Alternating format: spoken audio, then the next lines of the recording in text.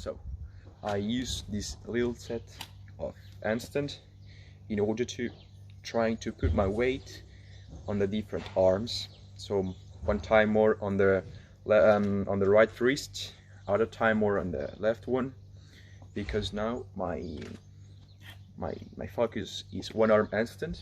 I still don't have it after like 3 weeks of training. Let's try.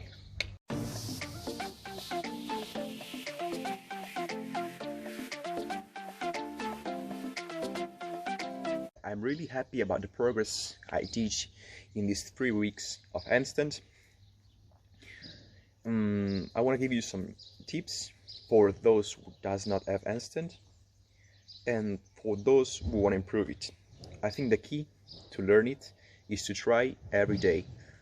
Just try every day, like for even 30 minutes is enough, because you know it does not require a lot of effort. And yeah, just trust me, do it every day and you will see really fast progress. Exercise I'm about to show you is really important for those who don't have handstand, okay? Just put against your wall and try to repeat what I'm doing.